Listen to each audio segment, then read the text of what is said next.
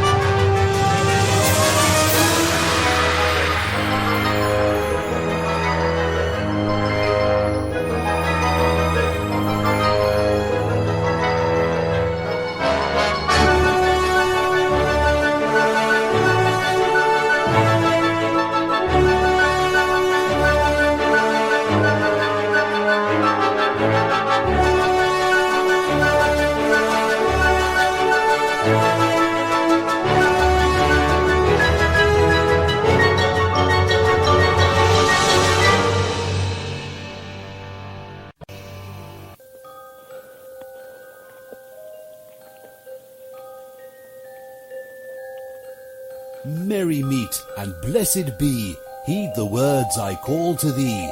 Honour the old ones in name and deed, hearken not to others' greed. Pray to the moon when she is round, luck with you shall then abound.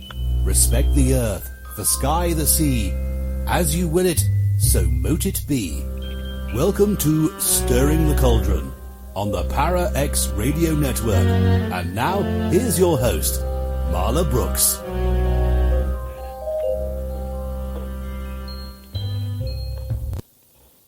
Hi, Merry Meet, and welcome to Stirring the Cauldron.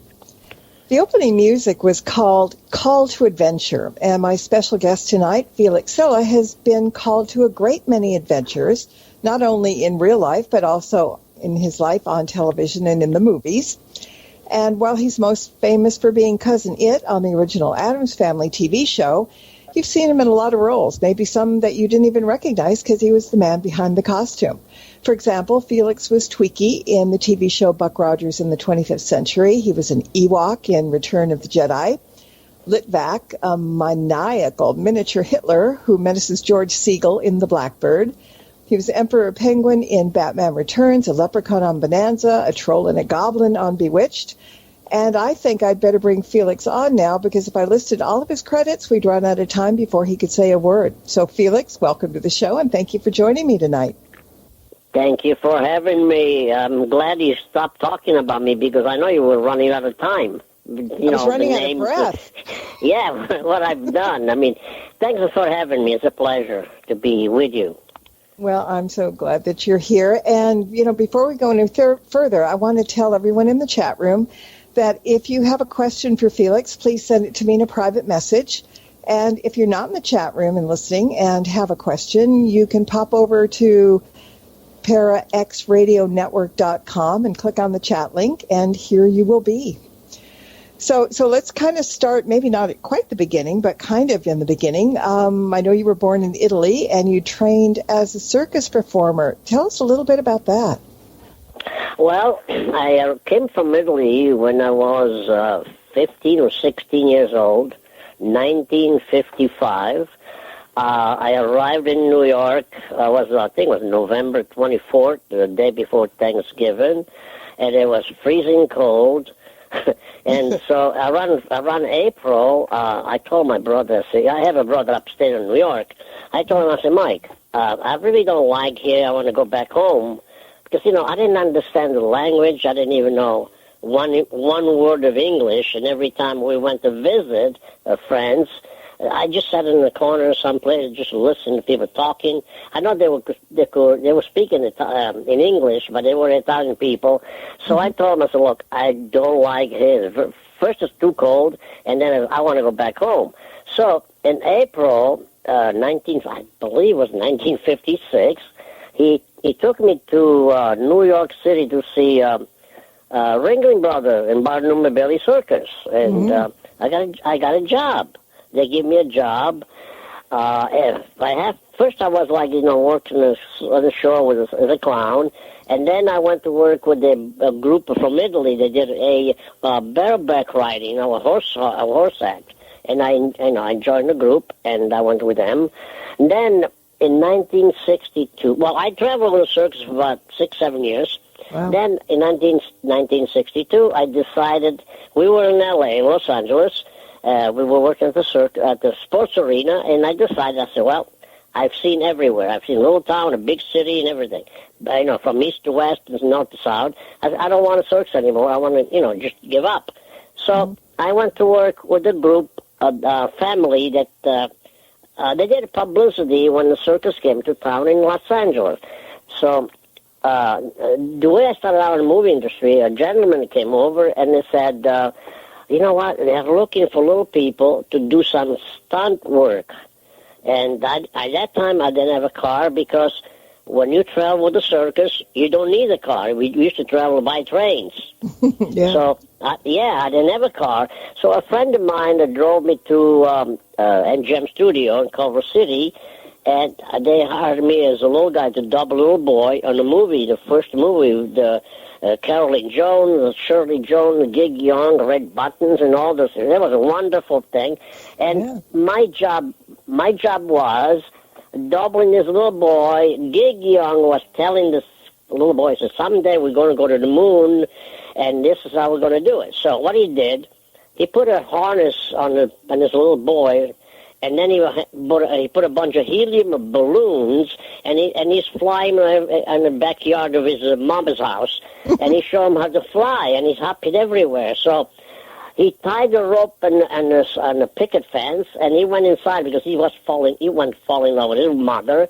He went in and talked to his mother, and in the meantime, the little boy cut the rope, and he's flying away, and there was me. So, yes, that's how my first movie. They used to hang me on a crane 110 feet off the ground. They fly me all over Culver City. And then one day we were filming over a golf course. And I'm hanging there, and I'm looking down. I saw everybody walking away. I'm looking down and says, what are they going? I said, hey, guys, where are you guys going? We are going to lunch. I said, what about me?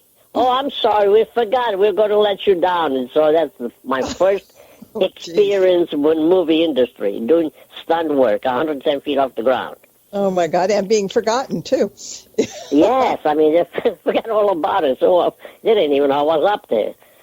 So anyway, and then Addams Family came, and I had a lot of fun to work with the Addams Family. What a wonderful people, like Caroline Jones and John Aston, the old man, Jackie Coogan, the grandma, Ted Cassidy. What a wonderful group of people. I mean, they were professional. I mean, a lot of that was done. Those days we're never going to see them again because everything was done perfect. It had to be done perfect. No mistakes, nothing like that. Yeah. So I really enjoyed to work with that group, and it was like a family to me. It was. And, I was talking about adventure earlier on. And I mean, you had so many things that people would think that you lived a really charmed life. And in some ways you have. But it's also been a lot of hard work as well. Okay, so let's take Cousin Itt, for example. The one, you're most famous for him, but I'm sure that the lighting on the set made the stage uncomfortably warm at times, and it must have been hell working in the costume. And I do have a question from chat room about that. And they said, aside from the costume being heavy and hard to move around in, and you probably had some limited vision too with all that hair, did they give you anything underneath the costume to keep you cool while you were wearing it? There's no such a thing as keep cool. In those days, we didn't have anything. What I wore underneath was black pants, a black shirt with long sleeves, and black gloves. The costume was very hot in the beginning because when we started out, see, I came in on the show around 16 or 17 episode before, after they started. Yeah. When I came in, they had a real human hair that I wore, and it was heavy. It was hot and very, very, very heavy and hot. And I could not stand it. I mean, as soon as I put that thing on top of my head, it felt like 10 pounds of bricks that I had on top of my head. So they decided to go to synthetic material because the real wigs, they were kind of flammable, very flammable. And the director got this idea. He said, you know what? Felix, when he's dressed, he's like a mop. When he walks on the floor, he can wipe, clean the floor. And that's exactly what it was. Yeah. So he said, when these guys, like the crew people, they do smoke cigarettes on the set, and they walk around the set, they go get a cup of coffee, and they throw the cigarette on the floor, and they step on it. Sometimes they miss it. And the director said, can you imagine if a Felix goes right by and he goes up in flame? And that's why they used the synthetic material, and it was a lot lighter, and it's beautiful. But anything to keep me cool, no, there was nothing available because those days we didn't have anything they have now. So it was a very, very light in the second unit. I mean, the second costume, it was a lot lighter than the first one. Well, how long did you, in intervals, how long were you in the costume before you could at least pull off the head or whatever and get some air? Well, it depended on the scene. Sometimes like 15, 20 minutes. I could stand maybe longer than half an hour. It wasn't really, the second costume wasn't really that bad. I mean, it was very light, and you could breathe a lot better than the first one. The first one, I mean, it became like humid. It's like humidity, and you start sweating. Yeah, it was terrible. It was terrible. The second one, I could stay in there for 15, 20 minutes, half an hour if I had to, So yeah. Did you get hazard pay for that? That's terrible. Oh my God! I believe the dog was making more money than I did. We had a sheepdog one time on the show, and he has the glasses on just like I have. Oh, I remember that. Yeah. There's a picture that I sell. It's me and the dog next to me. He's got a sunglasses, and I got sunglasses. I think he was making more than I did, but he only worked 1 week. Those days, what's the name? Those days, I mean, compared to what the money was, like a pack cigarette was, for 20 cents, or a gallon gas was 24 cents. I mean, I was making like, I can tell you, I was making like $500 a week, and it paid some of the bills, Right, yeah, absolutely. Yeah, I did pay the bills, so. For back then. And I think, though, I heard you, I was listening to a couple of interviews that you've done over the years, and, here in this day and age, people know that people go on TV, they have residuals and blah, blah, blah. But I heard you say on one of the interviews that residuals didn't last very long, and they didn't in general. I think, how did that work?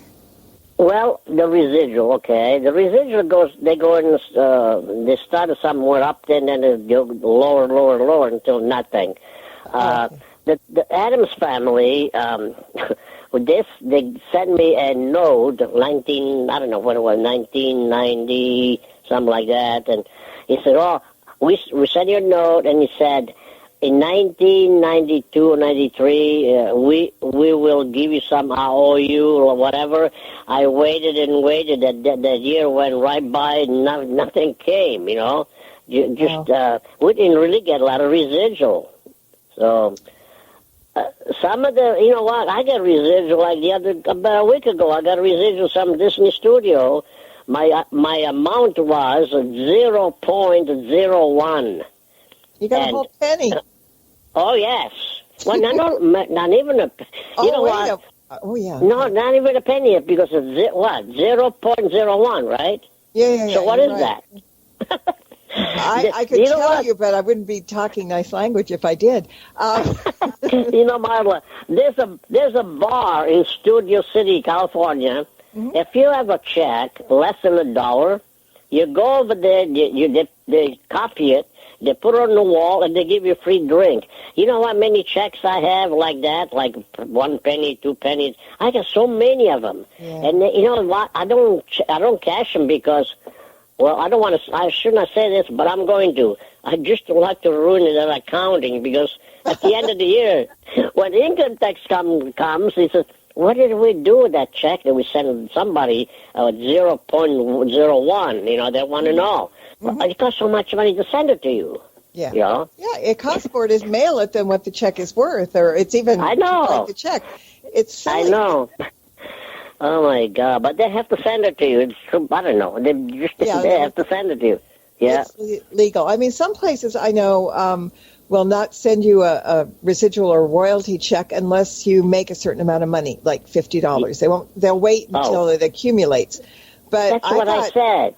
Yeah. Yeah, but I got a royalty check on a book one time for 5 cents. Yeah. And I thought, okay, well, that was 40 cents to send it by just a stamp. And, and I'm thinking, why bother? It's not that I was going to miss the 5 cents. So, now it's 50 cents to send it. I know, it's crazy. Well, you know what? They have to give it to you. They do. They give it to you, all right. Yeah, they give it to you. Well, see, right now, you know what? 1964, I think the Addams Family was 64, 66. Right now, can you imagine what it was like? It's over. Buck Rogers 40 years this year, the 40th anniversary. Addams Family has got to be longer. It has to get at least 55 years. Yeah. So I never thought that, talking to you right now, I never thought about 40, 50 years later, we'd be talking about the Addams Family, Buck Rogers, whatever. Buck Rogers and the Addams Family has such follower, you know.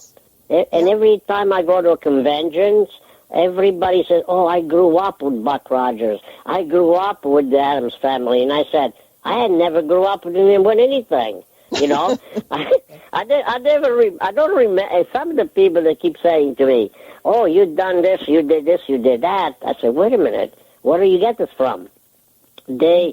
Some of these fans, they know more about me than I know myself. Yes. I can understand. They do a lot of research. They do. They do a lot of research, yes. And I did a little research because I found out something that I didn't know, that Cousin Itt was not an original character in the Charles Addams comic, but it was introduced by the show's producer, David Levy. That's right. And at the time, was Cousin Itt intended to be a regular on the show, or did it start as kind of a one-time spot and the popularity of the character made him a recurring character? Well, okay, that I don't know. I went on an interview when this thing that my agent sent me in, the Las Palmas in Hollywood. Yeah. And there's the studio used to call what was it called? Anyway. It was General Service Studio, yeah. I lived about a block away from there for the first 20, 30 years of my life. Really? Yeah. So anyway, we used to go to the unemployment office there somewhere over Santa Monica. Right? Right up the street from there, yeah. Yeah. So anyway, on Friday, my agent sent me into this office, and he said, "Oh, I want to go see this. They want to see you about an interview." And I walked in the office, and there were two gentlemen sitting at the table next to each other, talking to each other. And I came in, and they look at me, and I said, "Oh, hi, Felix. How are you? Good evening." And they look at each other, and they say, "Well, that's it. Come back Monday. You got the job." And I said, "Okay." So that's it. I mean, they didn't tell me, they didn't say anything to me, like, what am I supposed to be doing, you know? Mm-hmm. He says, come back Monday, 7 o'clock.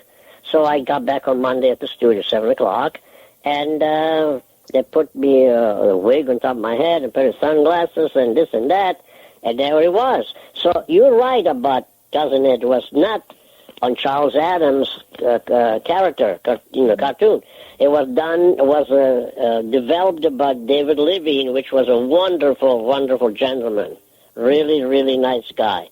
And they never told me, but every week, they used me all the time. I went through not from the beginning, because they already did about 17 or 18 episodes, from there until the end. I only missed 2 episodes, I think, because I had to do, I was working on the movie The Russians Are Coming. So I had to give this job to a friend of mine, and then when I came back, they gave me my job back. Also, I played on Cousin Itt on the TV show they were going to redo, the live show, in which nothing happened to it. They videotaped, it didn't really go very well, it wasn't that well done, and it was taped, and then nothing happened to it. So they were going to bring him back in color, in which I don't think in color would look good. It looked a lot better in black and white. It did. It had a certain class to it. So actually, you filmed that at General Service, Addams Family? General Service. I'll be darned. I didn't know. And I used to go by there to get to school every day and stuff. Yeah. I used to see Mr. Ed being driven in onto the lot. Mm-hmm. Yeah. I used to see George Burns every day drive in to his office.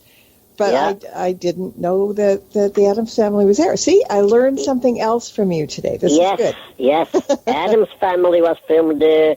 Mr. Ed, I think, was filmed there. We used to go and visit each other. When we're not involved in, on the show, on the scene or whatever. We just go across the next stage and say hello to the other guys, and they did the same thing. They came and say hello to us, and one day somebody came and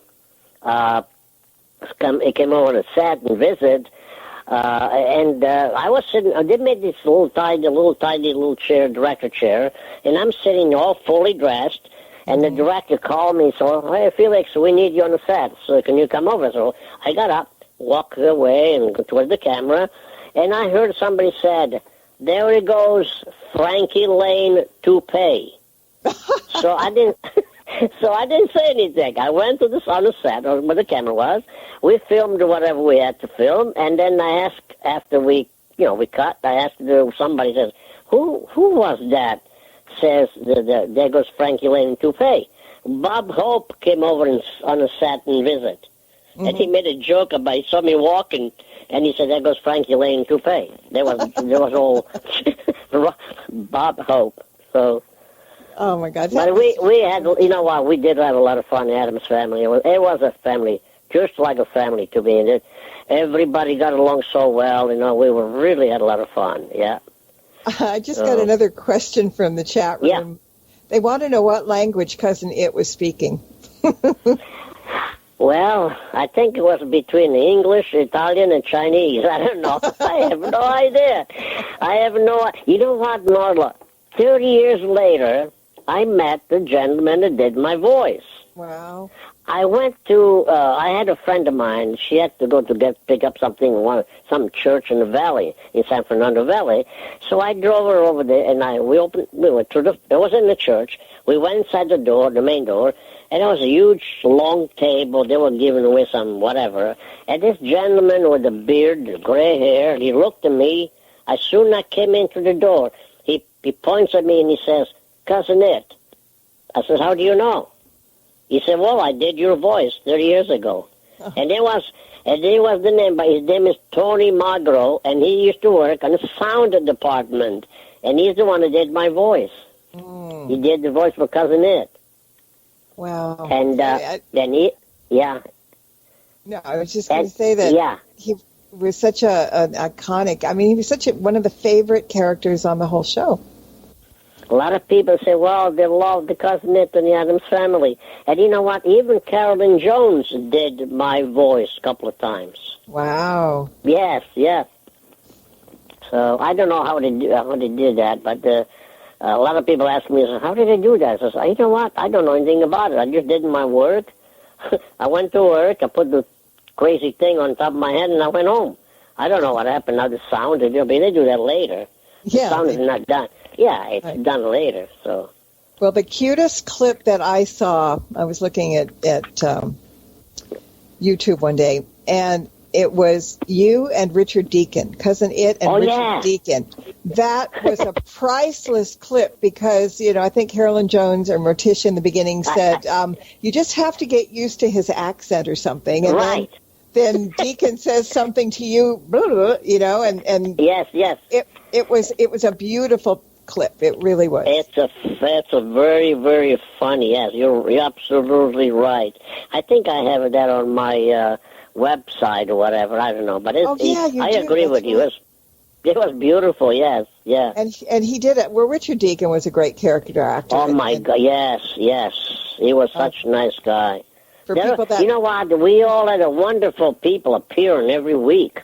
You know, they were great people. Yeah. Mm-hmm. Are we going to move to something else, or we got so much to talk about Addams Family? Yeah, we really do. But let's switch over just a little bit. I got one more question, and I think then we're going to go to break for a couple of minutes. Oh, okay. But as I mentioned before, you were Twiki the Robot in Buck Rogers in the 25th Century. Now, was that costume? This is a question from Chad. It came. Was that costume cooler and less cumbersome than the hairsuit? And did it take a long time to get the Twiki costume on because it looked like it had so many parts? Well, okay, the answer is to this. There was nothing, it wasn't really that hot. Mm-hmm. Those days we don't have like a little fan like they do now, the cool costume, cool suit, whatever. Mm-hmm. It took a little while to put it on because it was in 7 different pieces. Mm-hmm. Okay, and I didn't have a lot of problem with it. I could run and things like that. The only problem I was having with it, I could not climb stairs. I could not climb because I could not bend my knees because the skirt around my waist it was below my knees, so I could not bend up and down. I had no idea. I couldn't go up and down stairs. So Gil Gerard, in which he's the one who played Buck Rogers, he had to pick me up every time we were running and get chased. He had to pick me up and put me on the ship or whatever, and he used to say to me, Felix, you get heavy. And I I said to him, you know how many times I said the F word? So many times, like, Gil, you, whatever. You know, he had to pick, but it wasn't really that bad. The only time we had a problem was when I came in, when Dr. Ewer introduced me to Buck Rogers. Remember, he sat down at the table, and I think I brought in a glass of wine or whatever. I came into the set, and the director said, okay, Felix, there's 2 marks. You come in and you stop on the first mark, and then from there you go to the next mark, which was in front of Gil Gerard, Buck Rogers. So, okay, so I got in, and I says, okay, Felix, go to the next mark. I said, sorry, but I can't. He said, why not? He said, I can't see. I was sweating so much that I had to close my eyes because they were burning with sweat, and I couldn't keep my eyes open. So he said to me, what's happening? I said, well, I'm sorry, I can't see. So they cut, and they took my mask off. They put one of those the tennis or whatever they call in my forehead, and after that, everything was fine. So they only had one problem. That was the only problem that I had with it. But it was not. It wasn't really that hot. It wasn't really that. I mean, you know what? Somebody's got to do it. Somebody's got to do it, and I was the one that had to do it because I was picked by a bunch of other people that they liked me better, whatever, and I did. And then when we started with Buck Rogers, Twiki, I asked the director, I said, you know what do you want me to do? I mean, I don't know. He said, don't do anything crazy. He said, just walk natural, and that's all we want.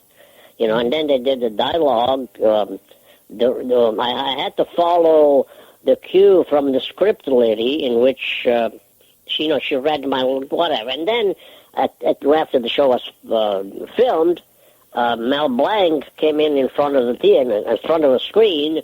They showed the film, and he put the voice in. Mel Blanc was the best. Oh, yes, absolutely.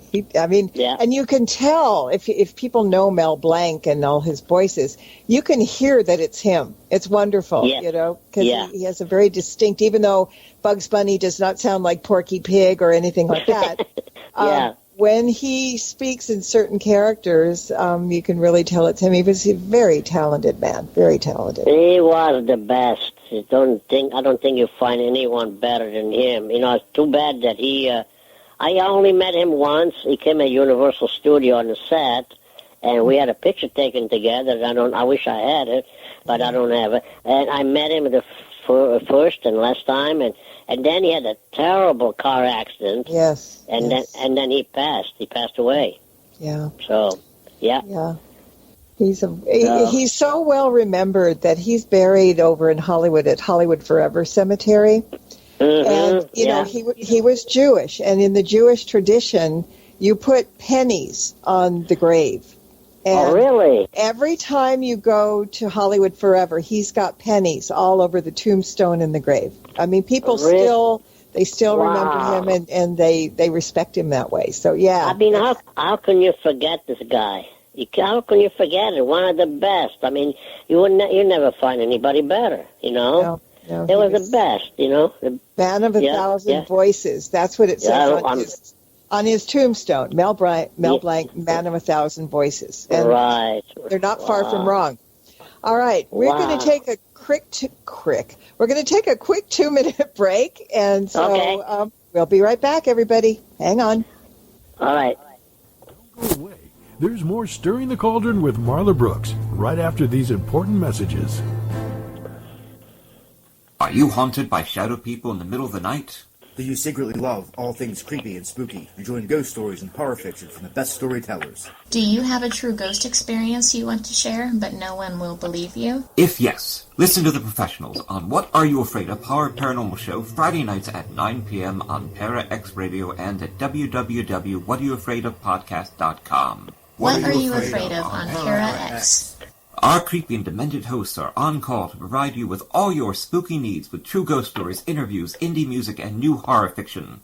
We are ready to scare you. Para X. From Haunted Road Media comes an exciting new novel by author Marla Brooks. Soul Connection, a deadly obsession.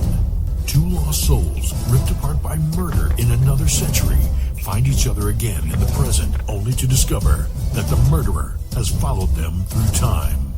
Can their love save them, or will history repeat itself? Find out in this captivating new novel by Marla Brooks, Soul Connection, a deadly obsession. Available now on Amazon.com and at BarnesandNoble.com. Demons, vampires, werewolves, skinwalkers, all of this and more, Sunday nights at midnight on the Staring Into the Abyss radio show. Come, get lost with us.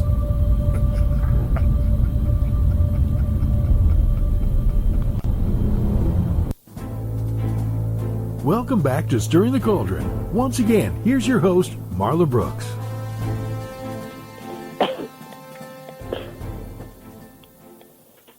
And as the man said, welcome back. And I'm here with Felix Silla, who you know as Cousin Itt from the Addams Family, and Twiki from Buck Rogers, and a million other things. And Felix, you know, you've played so many iconic characters and appeared on shows like the Monkees and Matt Houston and Dukes of Hazzard and Sonny and Cher. and movies like Planet of the Apes and Poltergeist and Indiana Jones and Temple of Doom and E.T. Star Wars. And Star Wars, yes. Yeah, let's don't forget Star Wars, yeah. You were an Ewok, yes. Yes. And I said, you were I heard you say this the other day, you were a flying Ewok, or what was it? Yes, I was the one throwing rocks at the stormtrooper. Yes, I was the flying Ewok. And we had a lot of fun working on that show. George Lucas is a very nice guy and a wonderful man, and we had I got to meet a lot of nice people from England, a lot of old people, like a Kenny Baker. I got to work with Kenny. I got to work with Carrie Fisher, may rest in peace. What's his name? Peter Mayhew, Chewbacca, Harrison Ford. I worked with Harrison Ford before Star Wars on the. Was that before or after? On a movie called Indiana Jones: The Temple of Dooms. I did. I worked. I was on a movie 6 months. We traveled everywhere. We went everywhere. You know, a friend of mine called me from Hong Kong early in the morning, and at that time I was living in L.A., San Fernando Valley, California. He called me up like at 3 or 4 in the morning. He said, "Hey, Felix, how's your passport?" I said, "Yeah, what's going on?" He said, "Oh, are your passport okay?" I said, "Yeah, it is. What do you want to do?"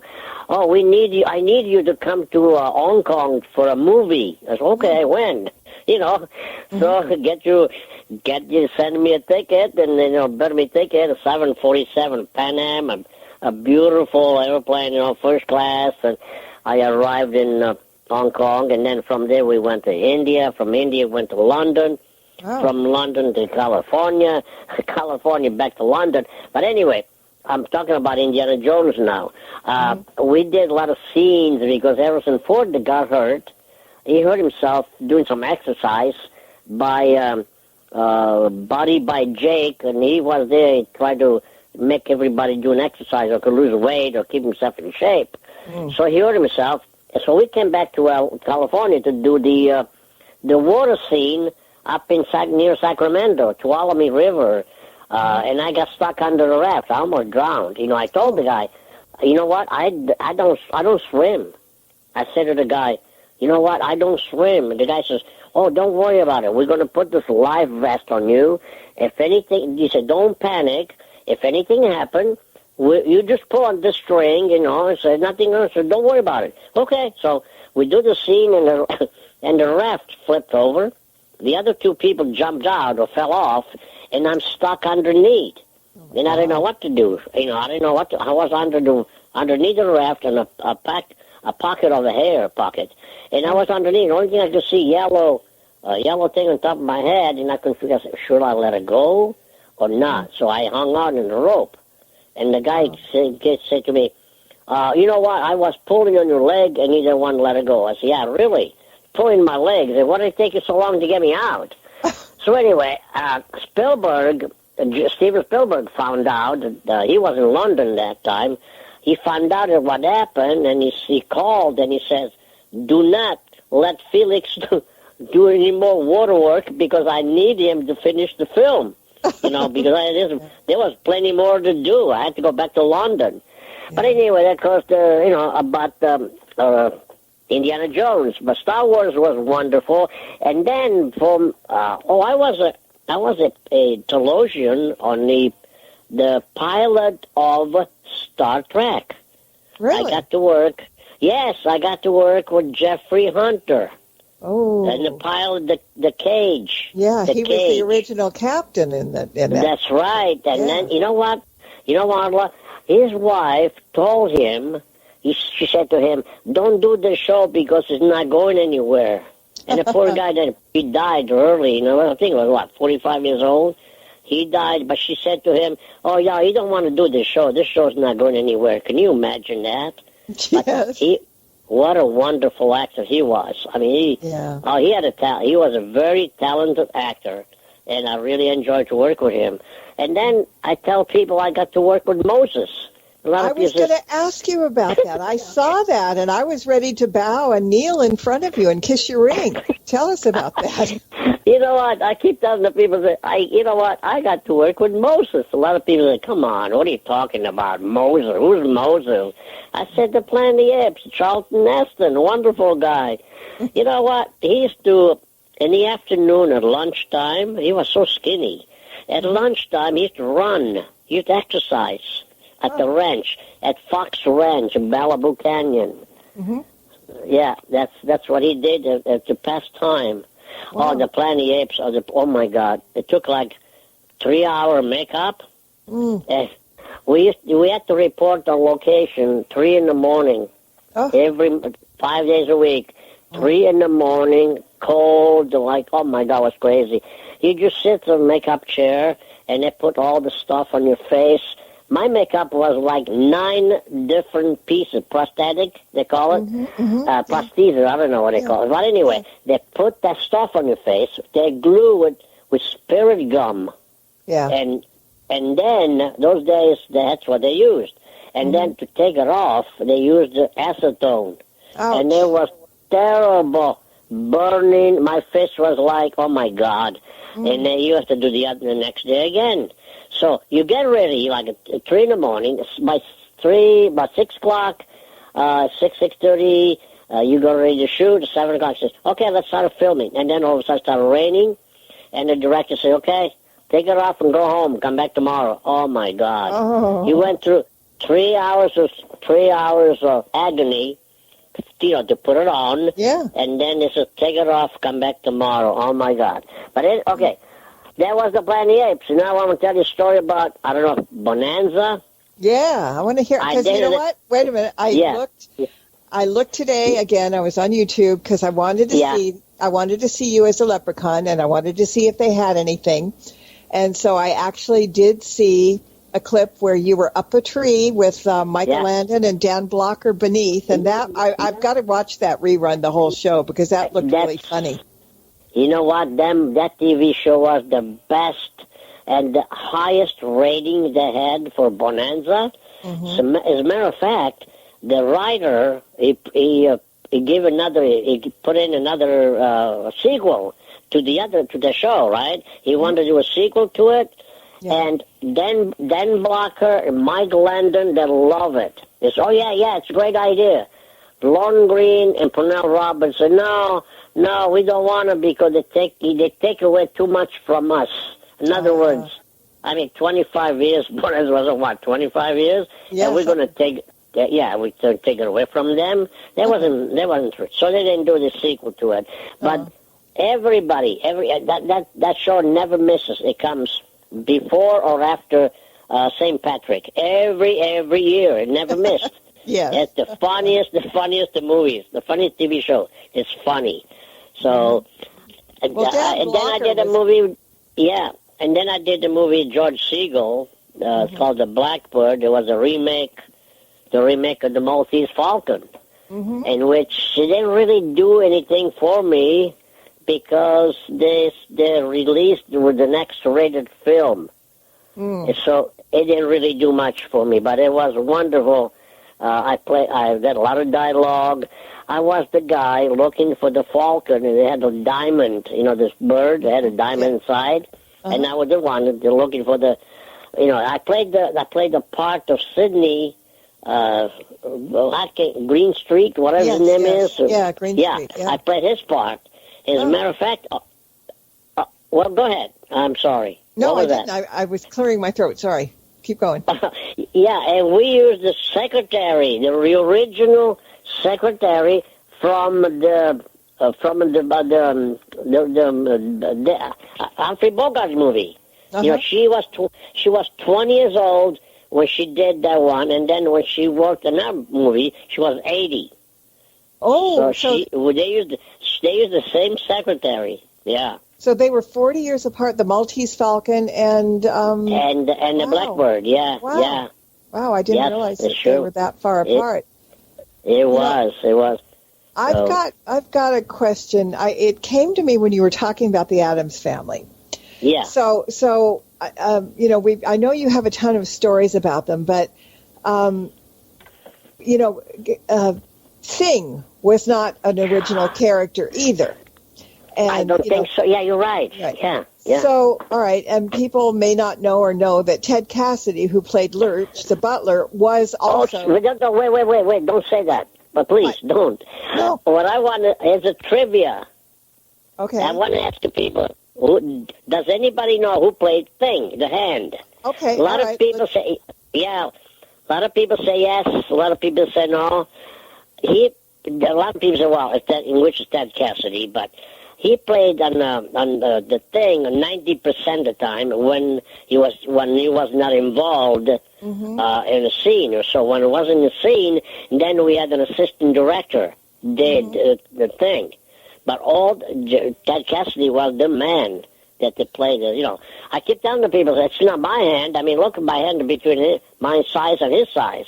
It's about So it's not me. So everybody said, yeah, I think it's Ted. The other guy, a lot of people didn't know, and you tell them. But anyway, anything else on Addams Family? I know he was...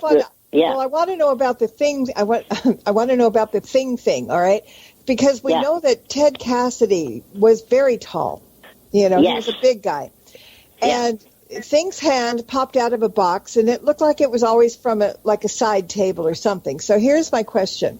Since Ted was a very tall and lanky man, did they actually make him crawl under the table, the small table, to pop his hand out of the prop box? Or did they make it more comfortable maybe and shoot things with Thing differently so Ted wouldn't have to, crawl under a table? You know what? I think Ted was sitting on the floor, on some kind of cushion on the floor. Okay. Under, on the back of the table because they couldn't see him. Yeah, and the hand, Yeah. Because he was so big, I can just imagine him crouching under the table.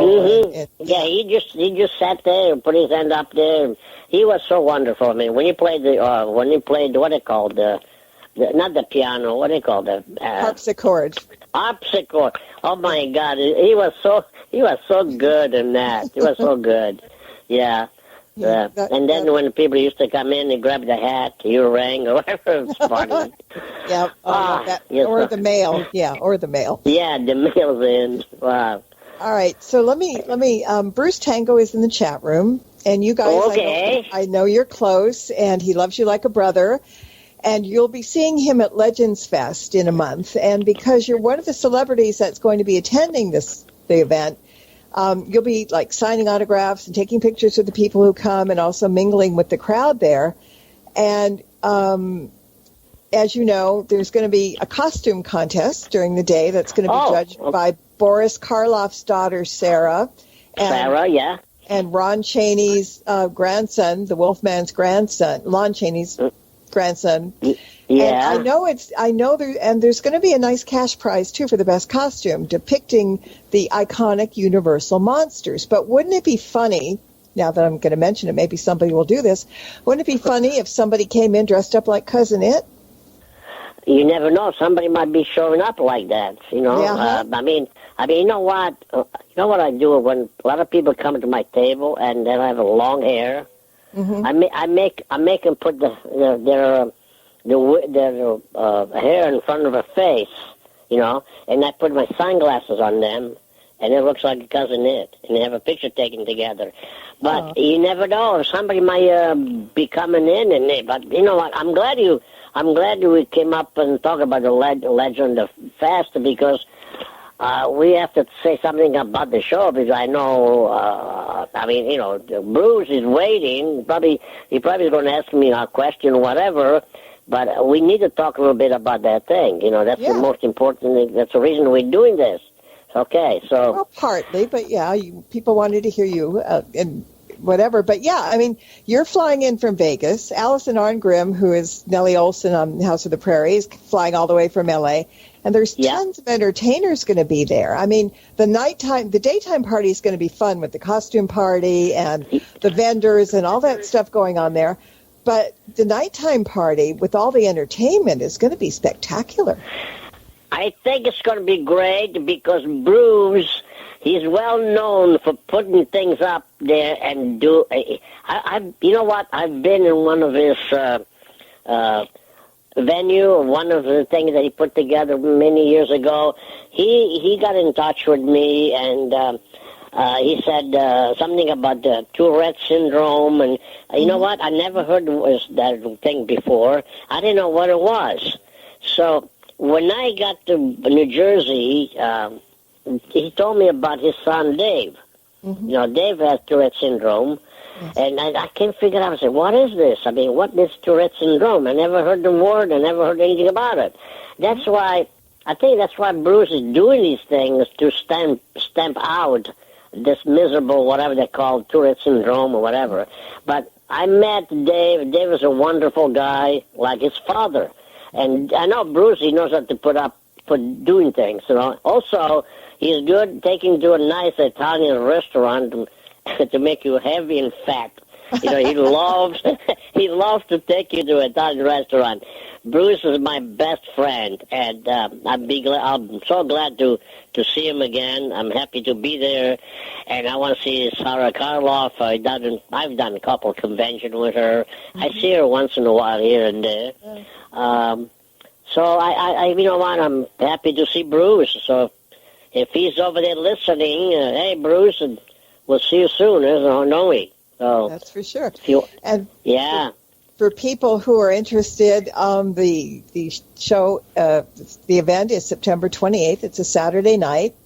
And Bruce Tango now has a website, in case people didn't know that. And if you go to brucetango.com and you click on the Legends Fest icon, there it outlines everybody that's going to be there, what everybody's going to be doing, daytime, nighttime, the after party. There's also an after party where you're going to mingle with all the celebrities. I mean, it's really going to be a lot of fun. And so go to brucetango.com in the Legends Fest tab, and it'll tell you how to buy tickets and all that good stuff. Right? Yeah, the tickets. The tickets are running out, so you guys better hurry and buy some, because if you blink, you're going to miss it. It's going to go. They go fast, so buy it. Buy the ticket, and we love to see you there. Yeah. Exactly. People will love to see you there, for sure. And, I just found out that you have a book out called The World of Felix Silla. Yes. Also, Also, I have a Funko Pop, Addams Cousin Itt Funko Pop. It just came out a couple of months ago. What's that? There's little figures like it's in the box. Yeah. It's called Fungo. Oh. You've probably seen it. I probably haven't. I'm out of the loop, but I'm going to go look it up right now. Oh, you got to go look at it, man. Yeah, this so. I mean, a lot of people love them. You know, I bought a bunch of them, and I just sell them on my table. I don't know if I'll bring some at New Jersey thing, but a lot of the dealers, they do have them. So what the fans do, they buy from them, and then I sign them. Oh, great idea. So, I don't have to travel too many, because if you put them in an airplane in the box in the airplane, they crush them. And the luggage, you got to have a big luggage, so I want to travel light. I don't want to travel. They're opening luggage anyway, these crazy people. So anyway, you talk about the book. I do have a book, yeah. Mm-hmm. It's available someplace. I don't have it on my, I don't have it on my website. Oh, well. I have one, yeah. Yeah, because, if you do, let us know, and we'll talk about that, because that would be really interesting. Yes, yeah. Yeah, I mean, it's one of those things. I think people, sometimes they know you as a character, and they don't really know the man behind the character. And the stories, like tonight, everybody in the chat room is really loving the stories, because it's behind the scenes stuff, and it's really interesting, and it's really fun. So I imagine the book is just loaded with them. Yes, the book has a lot of photos, a lot of pictures in it, with people that I worked with, the people that I've done a convention with it. There's a lot of nice things in there, and the people that they just choose to buy an autograph photo instead of buy a book. I mean, the book is almost the same price. You get so much stuff for one thing, and you could buy the book and get all the photos that I have on my table, in one book. But Yeah, I do. It's available, and I don't know. Did I forget to say anything else? Any other shows? I mean, I worked with Red Skelton too. And I did a lot of nice things with Red Skelton, and he was a nice guy too. Very fun. Like a very gentle man, huh? Oh my God, he was so funny. You know the way it worked. Every day when we had Vincent Price on the show, everybody from CBS studio. Wasn't La Brea? Was this La Brea, right? Or the street? Fairfax? You mean on Fairfax? Yeah, Fairfax. Yeah. Beverly. They used to come, all the secretary, everybody from CBS studio. They used to come to see the rehearsal when what's his name? Vincent Price was on the show, because the rehearsal got very, very kind of dirty, like a lot of dirty jokes and whatever. And then when we had Roy Rogers and Dale Evans on the rehearsal, everything got very nice and clean, because there's religious people. You know, they went from nice and clean to nice and dirty. It is funny. Red Skelton was a gentleman. He never. You know what? He used to have this big cigar. He never lit up the cigar. He used to chew on it. You know, he used to chew on the cigar, walked everywhere, and the secretary used to follow him, and he used to dictate all the jokes that he wanted, you know, and she used to, also a stenographer, they call him. She used to print or whatever. And she used to follow him everywhere like a little dog, and he used to chew on his cigar and just walk around and dictate all the jokes, and it was a great. I really loved to work with him. He was very, very nice guy to work with. Yes, also, I worked with Jonathan Winter too. Yeah, and I worked with all of them. I worked with Grindle. I worked with Paul Lynde, and I worked with. Oh my God! Well, you know what we're going to do. You know what we're going to do, because this hour goes by really too short. I know. I want you to come back and let's tell some more stories. Yeah, I think we could do it. Okay, we'll talk about that. And in the meantime, though, I want to thank you for joining me tonight. And it was really a pleasure having you here.